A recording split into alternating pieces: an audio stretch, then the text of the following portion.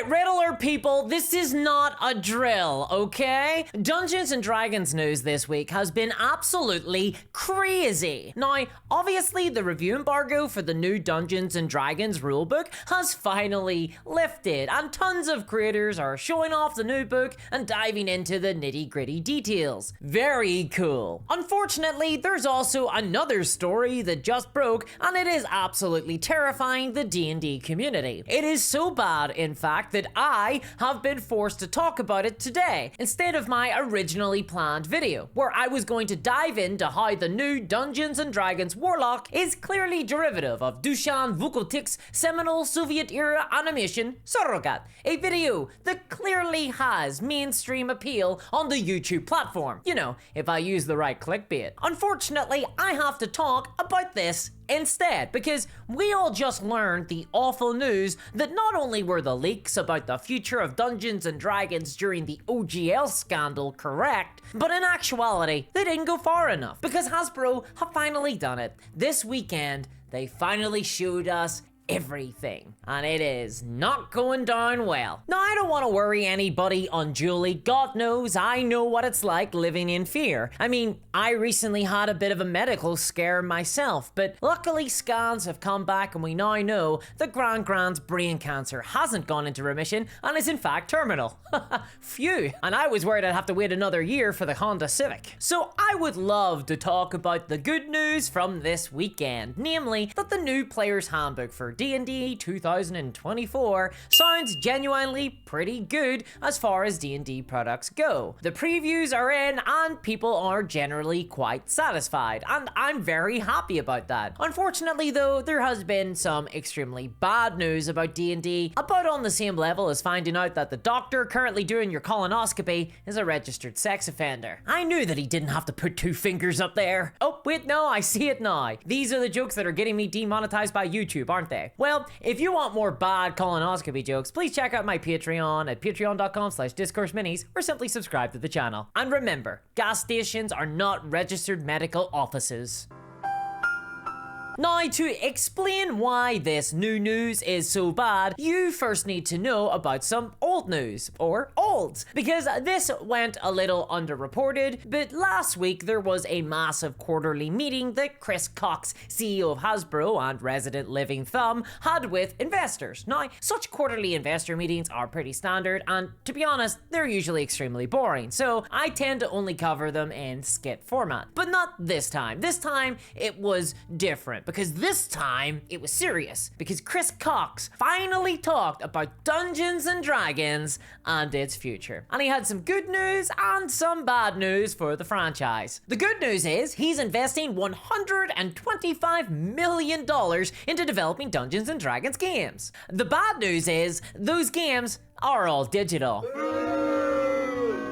And here's the thing, that's a lot of money, but it's not the only money being thrown at this attempt. It's actually just the latest on top of a $1 billion cash injection that Hasbro have already pumped into their upcoming scheme of digital gaming. And look, I don't know if you've ever seen $1 billion before, but I assure you, it really is a lot of money. Just imagine this, if you can, but with more zeros. Now you're impressed. That's a whole lot of Honda Civics. Now, on the one hand, this is because Hasbro are looking to pump up their profits in a hunt for another Baldur's Gate 3, not dissimilar to the hunt for Golem, another upcoming field endeavor. And I don't know what to say about that, beyond just the fact that trying to recapture the lightning in a bottle that is Baldur's Gate 3 is clearly doomed. Like, I can appreciate that Chris Cox apparently really fucking loves Baldur's Gate 3, but my problem is, he doesn't love it for the normal reasons that you or I loved it, such as the excellent addictive gameplay, or the compelling narrative that it wove, or all the weird and bizarre fetishes that had awoken me to a level normally reserved only for Gadget from Chip 'n Dale Rescue Rangers. Chris Cox just doesn't appreciate the game on all those levels. Instead, he just likes it for very weird reasons, such as the fact that it almost single-handedly propped up all of Hasbro for an entire year. So this is a message to Chris. Please, just develop a cheese stuffing inflation fetish like a normal person. Now, here's the twist though. He doesn't doesn't want just one Baldur's Gate 3, he wants 2 Baldur's Gate 3s, and he wants them every single year starting in 2025. Now, I don't think that anyone has told him about how long Baldur's Gate 3 took to make, but it was a very long time. Turns out it's a lot of effort to animate all those bear sex scenes. Bears are just very camera shy, I guess, which is why there are famously no pictures of bears. That's a fact, don't look it up. Still, in principle, this isn't a bad thing. I don't mind video games. In fact, I like video games. I liked Baldur's Gate 3, and I like weird cheese stuff too. And I think that generally online in the D&D community, there's some skepticism around whether Chris's plan to transform Hasbro into a video game company can work, but otherwise, I think people just want good games, and they want to continue to enjoy role-playing in Dungeons and Dragons as usual. So this isn't bad odds by itself, it's just that then we got some more odds last week too, and it all started to feel a lot more worrying. Because hot on the heels of that investor meeting last week, Chris Cockle Chameleon also announced that he is replacing the noted evil businesswoman president of Wizards of the Coast, Cynthia Williams, with noted very evil businessman John Haidt as the new president of Wizards of the Coast. And people were not happy with that decision at all. Now, to be fair to Chris, John Haidt was the natural choice to become the new president of Wizards of the Coast. After all, he obviously has a lot of experience in tabletop role-playing games and card games and physical game. No, wait, no, he doesn't. He comes from Blizzard Entertainment, the video game company, and is actually the former manager of World of Warcraft, the massively multiplayer online video game that is famous for becoming a worse and worse experience as a result of the monetization strategy that Blizzard pursued with it. First indulging in subscription fees, and then gradually drowning the entire Warcraft community with tons and tons of microtransactions and more subscription fees. And yet, even with all that money, the service only got worse. And I have to say, as someone who played a lot of World of Warcraft for like 15 years because I was hopelessly addicted to the game, you know, as a result of it managing to supplant the reward centers in my brain with level up ding dong noises, meaning that I derived no satisfaction from anything in the real world. Don't worry, I'm better now. I just drink vodka instead. It was really the monetization of World of Warcraft that utterly killed the game for me, and for many other people too. And if you don't believe me, just scream the words level up token in a bar and count how many people try to drown you in the bathroom toilets. It will be at least 3. So I am a little concerned with this new appointment, and so is the community. Oh, and by the way, John Haidt is just the latest hire in a long list of video game focused employees at Hasbro. We also have James Olin from BioWare and Ames Kirshen from Warner Bros. Interactive. He oversaw production of all the DC video games, which admittedly some of them were quite good. And of course, never forget Chris Cow, who oversaw DC Universe Online. But like, all of this has raised a big question for the Dungeons and Dragons community. Why are Hasbro pumping the D&D and Magic the Gathering studio with nothing but video game guys? But then, then this week, we finally discovered why, and it was worse than anyone could have imagined. See, all this money and digital first news and former video game executives being parachuted in, they aren't just working on a new Baldur's Gate or a new D&D video game or even a new Monopoly Hell app, which I assume is an app where you just have to play Monopoly. No, these people weren't just hired to make video games. Something else is going on, something that the leaks didn't go far enough in revealing during the OGL scandal. And that is, of course, the Dungeons and Dragons virtual tabletop system and the future of Dungeons and Dragons Beyond. These two things were finally revealed this weekend. And yes, for those keeping track, we are now out of the olds and into the news. Okay, so get this. At the launch of Gen Con this weekend, there was a D&D press and influencer event. At this event, Hasbro finally answered questions about the new D&D virtual tabletop system and even showed it off to attendees. And the first thing that Hasbro decided to show was not character customization, it wasn't cool monsters or DM tools, or even how the system will make play easier. No, no, no. If you're thinking that, you're thinking too small. Too Dungeons and Dragons tabletop. No. The first thing that Hasbro showed off was obviously Karlach and Asterion from Baldur's Gate 3 as miniatures in the VTT, presumably buyable by players on launch day of the new digital online system. And then, to make things even better, Chris Cow, digital VP of Hasbro and noted combatant for Outworld, stood up in front of the D&D community and feverishly mysteriously told everyone that the D&D VTT will include, quote, your favorite IPs. You know, I guess that's just the priority for Hasbro and D&D now, trying to jam in Universes Beyond from Magic the Gathering into a digital copy of D&D. Well, joke's on you, Chris, because my favorite IP is To Catch a Predator with the real Chris Hansen. So if you don't implement underage sex stings into your virtual tabletop, I can only draw one conclusion. Why don't you take a seat over there? But then again, Magic the Gathering recently did do a crossover with Monty Python of all things, so maybe we will actually get Dateline NBC into D&D soon enough. Not sure if I like that, but that's all just the beginning. We also heard that the VTT will be free to play and based on a live service model, which is as big a red flag as your new DM telling you that your upcoming D&D campaign will be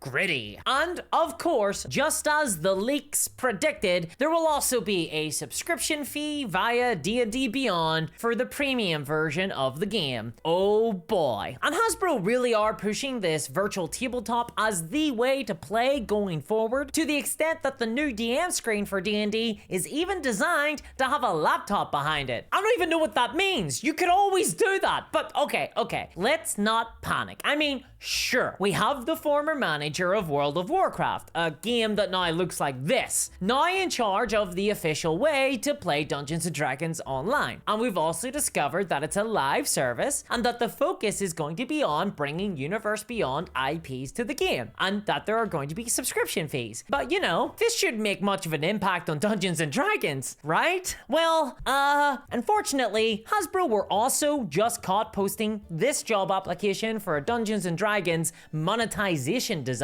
What the hell is that job? Well, Hasbro say, quote, as a monetization designer in Dungeons & Dragons Digital, you will play a key role in driving revenue growth through your expertise in product pricing, content oversight, and product analytics. You will collaborate with cross-functional teams to develop and implement monetization strategies that optimize player engagement. Okay, so to boil all that down, the gremlin that gets this job, their entire goal will be to work out how to extract money from players by making Dungeons & Dragons worse. Because we know how you monetize existing products, we know what this will look like. It's going to be selling skins and microtransactions and figuring out ways to get content off from players in order to sell piecemeal and for less value. It's going to be gambling-based booster packs that randomize content to hide their value and make products harder to buy. It's gamified energy sales to get free content and also boost engagement. It's paying endless monthly fees to access books that you'll never own, only rent. And ultimately, it's extensive psychological tricks and manipulative tactics that push the boundaries of legality and that are all designed to generate FOMO and convince people to spend money that they otherwise wouldn't on things that they don't want. Ultimately, it's to make the entire experience of playing Dungeons & Dragons more exploitative, more expensive, and less accessible. The job description itself even states this. It says that the candidate for the position should remember that Hasbro earned their revenue through entertainment, not manipulation. Which, you know, isn't true. This is the same company that tracked children online in order to target them with ads. Oh shit, maybe we do need Chris Hansen. And look, to drive the profits that Hasbro clearly want in a live service game, it will result in manipulation. It's just inevitable. There's no other way to do it. It's like asking for an ethical serial killer or an ugly milkman. It's impossible. And remember, this isn't a monetization designer for a video game. Hasbro are looking for a monetization designer for Dungeons & Dragons, digital or not. The game does not need this role. We don't need it directing future content or where the game evolves to or where the design team are focusing on. Wizards of the Coast's focus should be on the game, not on this shit. And yet,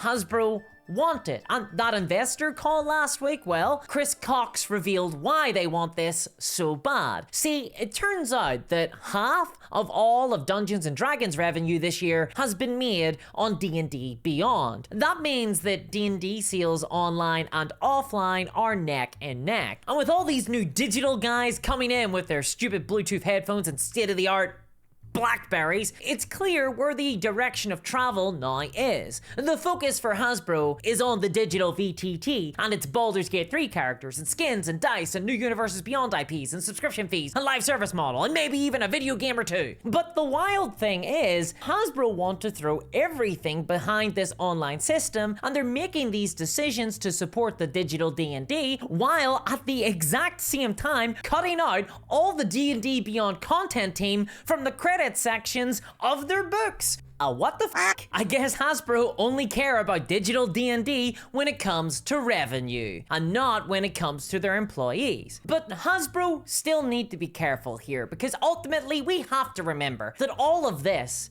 is a gamble. It's not guaranteed to work. And I hate to see the future of Dungeons and Dragons dependent on whether or not the D&D community are exploitable enough by microtransactions and digital tat. I mean, who wants that for D&D's future? I really wish that Hasbro's effort was instead in trying to monetize Dungeons and Dragons more effectively by making the game the best it can be, by getting the tabletop experience into more living rooms and clubs and schools and satanic churches, like the good old days. But I don't know, what do you think? Let me know below. And if you want to support this channel, please check out my Patreon at patreon.com/discourseminis. And thanks to my patrons who keep this whole operation going, much like an illicit colonoscopy. See how I came back around? Thanks to CryptoKev especially, and I'll see y'all next time. Bye-bye.